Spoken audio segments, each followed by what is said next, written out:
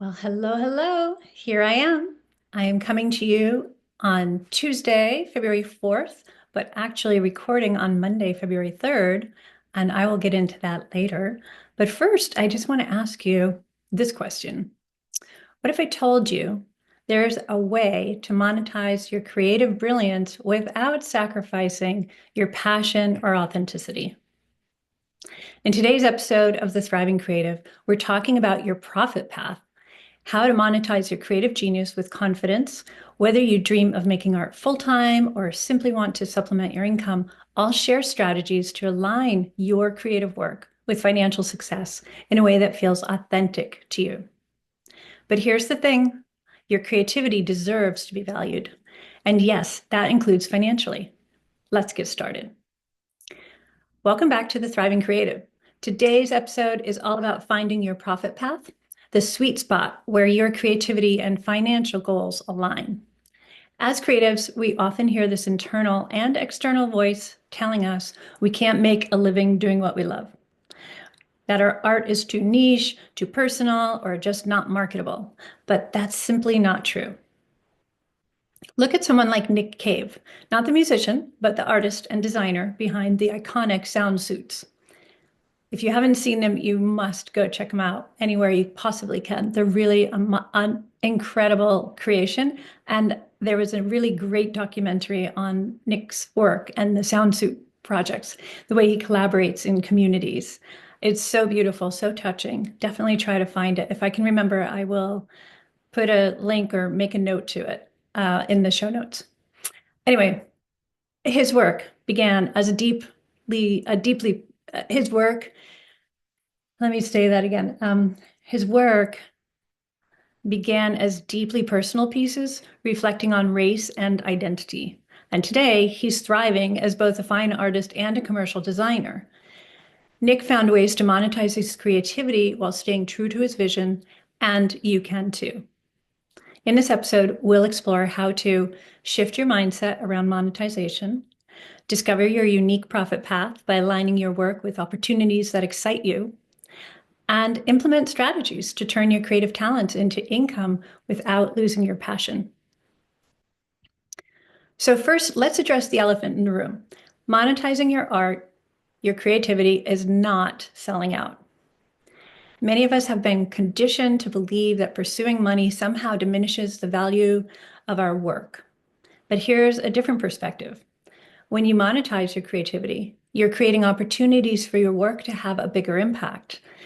You can reach more people and sustain your practice over the long term. Take contemporary photographer Hassan Hajjaj, often referred to as the Andy Warhol of Marrakesh.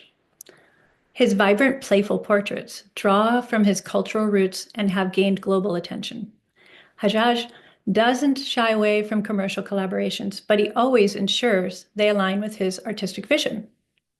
Ask yourself, what's my personal definition of success, financially and creatively? I talk about this in several of my episodes, both in this season and last season. So if you're curious about that, check it out. I have definite opinions about my personal definition of success, and they may be similar to yours, or they might be completely wildly different. In either case, I would love to hear them. So I hope you'll put a comment down below or reach out to me and let me know. The other question to ask yourself is, how can monetizing my work help me expand its impact? Right? Like, so imagine like you could reach more people. You could contribute more to causes you care about because you would be financially resourced so that you would have that ability. And you could make more intense and elaborate projects if that was something you wanted to do with your work. Sometimes we are limited by the scale of our space or the scale of our bank account, and we can't necessarily create the size work that we want to or the complex work that we want to if our resources are limited. So that's another reason why we want to make sure that we're not that we're unfettered in that way, that we have the freedom to create the work we want to create. And one of the ways of having that freedom is by monetizing your work, by selling your work. Okay, so here we go. To find your profit path, start by exploring the intersection of three key areas. First, your creative strengths. What do you love to create? What are you uniquely good at? Is it music? Is it painting? Is it poetry? Is it sculpture? Is it dance? Number two, your audience's needs. Who connects with your work? What value does your work provide to them? So when you've seen your work out in the world, if you have had that opportunity and you were able to get responses and witness people's reactions to the work, think about who it was that it appealed to and what it was they really loved about it. And number three, exciting opportunities. What types of projects align with your goals and values? Where are the gaps in your creative business that you can fill? So for me, for example, I went from being an exhibiting artist with exhibitions and galleries and museums and wonderful opportunities like that, creating predominantly two-dimensional work that you can hang on the wall. And I felt very strongly that I wanted to work with people in spaces. And so I started devoting my time and my resources, my energy to creating social practice art. And so that allowed me to create opportunities and experiences for people where we could come together and create something really meaningful and special and intimate together. And it was really so beautiful, and it continues to be. And a lot of those in-person experiences I had before COVID continue to feed my work, continue to feed the creative work that I'm doing now, in terms of like turning it into music, turning it into a performance, writing about it, seeing the insights that I've gained through talking and connecting with almost 500, more than 500 people, actually, since 2016 when I first started the Invisibility Lab, for example. Yeah, and that's just one of the many projects I've done in the social practice realm. So another artist to consider is, for example, Deborah Roberts, a mixed media artist whose work addresses identity and race. Roberts found her audience through galleries, but she also collaborates with organizations to bring her message to broader audiences. So ask yourself, where do my creative strengths overlap with opportunities to serve my audience? And that's an exciting one to play with, and you can really meditate on that and be open to insights that come along, or start talking to people and see what ideas might come up in those conversations. So now let's talk strategies. Here are some creative ways to monetize your work. I've covered some of these in some of my other episodes, but I'm going to put them right here. We've got 5 of them here. So first, you can leverage online platforms. You can sell your work through platforms like Saatchi Art or Art Finder, or create your own website, or there are dozens of other opportunities and platforms. Some people are selling right from Instagram or Facebook.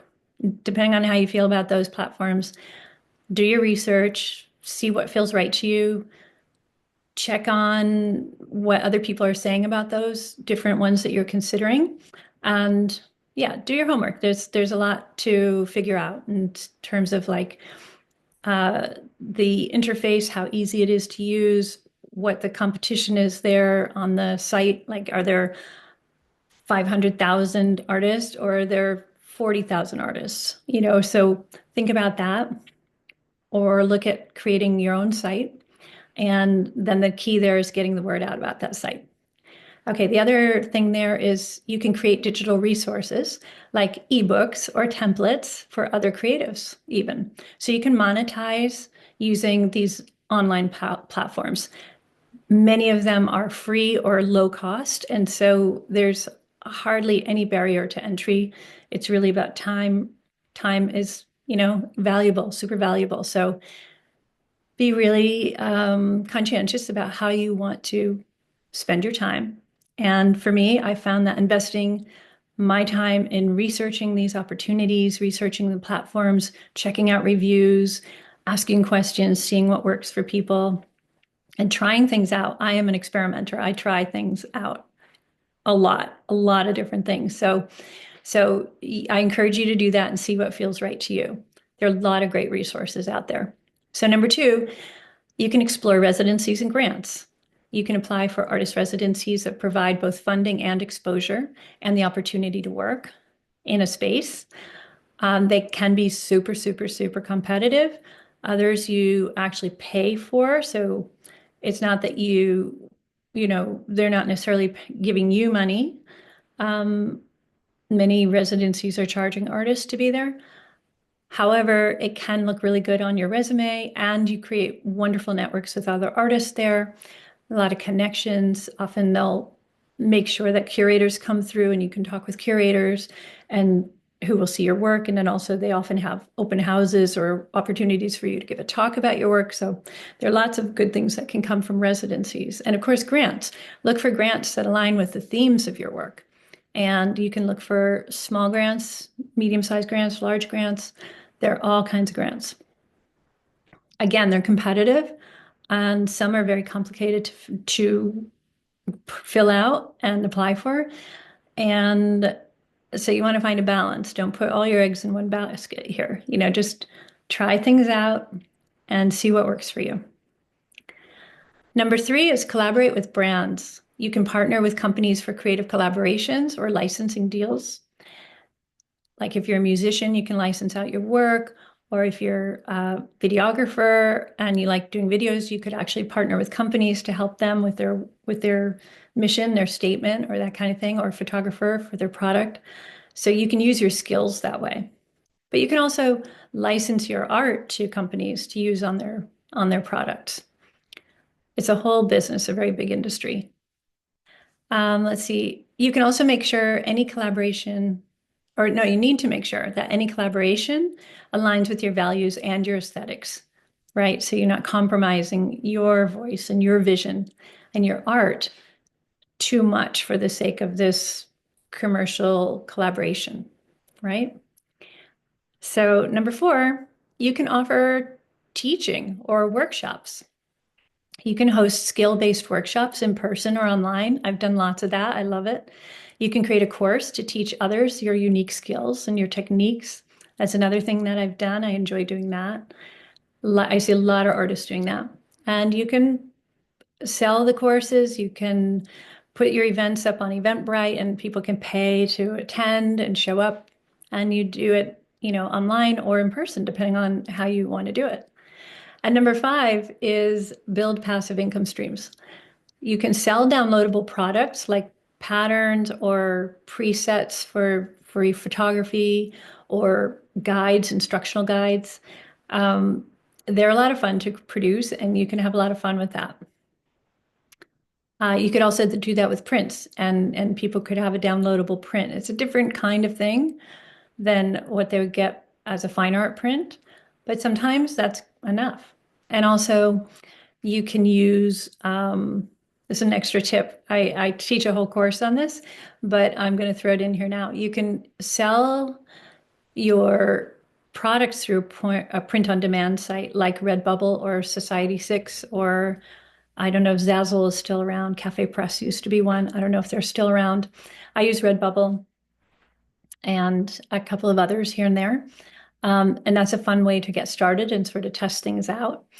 And then other passive income streams you can consider is licensing your work for use in advertising, books, or products. It's sort of like what we were talking about above with the collaborations, but it's a little bit different. Anyway, so there are some options. So staying true to your vision, this is important. Monetizing your creativity doesn't mean compromising your vision. It means building a sustainable foundation for your work. And so here are a few tips to stay grounded. First, set boundaries. Decide what kinds of projects you'll take on and which ones you'll decline. And you can create those parameters however it seems right for you to do. It could be location-based. It could be that you want to serve a certain clientele or that you want to serve a certain audience. Or that you want to only invest X amount of time per week to build these different monetization avenues for yourself. It's because you can't do it all. Believe me, I've tried. You can't do it all at once. When you try to do it all at once, you only get like the most incremental movement, and it's very frustrating. So try to narrow it down as best you can. This has been super hard for me. Uh, However, I am getting much better at it, and it's totally paying off. For example, last night I worked an entire 8 hours on just Invisibility Lab stuff, and it was like from 8 o'clock at night until 4 in the morning. And I got so much more done in that time than I've been able to do in the last like 3 months. So, you know, you need to sort of see what feels right for you, what your energy can sustain, and protect your energy. Your time is so valuable. So try to really stay conscientious about how you're using it. So number two is to reconnect regularly with your why, right? Keep your mission at the forefront of your decision-making process. Why are you doing this work? Why are you taking this approach? Why are you, what is meaningful about this to you? It's not about second guessing yourself. That's a different kind of why am I doing this? But no, this is the opposite. This is like, why is this important to me? Why does this matter to me? Okay, so that's really important. And number three, this is super important as well. Celebrate your wins. Every time you make money doing what you love, take a moment to acknowledge the progress you've made. And I'll take that one step further. Actually, celebrate every time you invest your time towards making money doing what you love. Because I'm not going to lie about it, there's a lot of time, and I'm sure you already know this, where you are putting time in to creating the work, to creating the paintings or the music or the recordings or whatever it is you're making. And that is often unpaid time. So celebrate those as well. Celebrate because your time is money.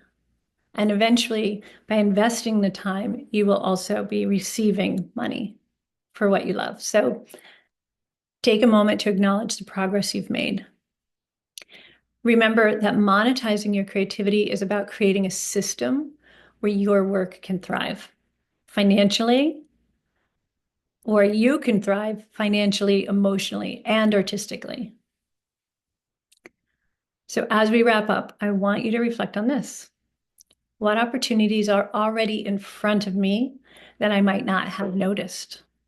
Ask yourself that question. What opportunities are already in front of me that I might not have noticed? And what's one action I can take today to start monetizing my work with confidence? So thank you for joining me for today's episode of The Thriving Creative. If the conversation gave you any new insights, share the episode with a fellow creative. It's time for all of us to thrive. And remember, your creativity has immense value, and the world needs what you have to offer. Keep creating, stay inspired, and I will see you next week. Ciao.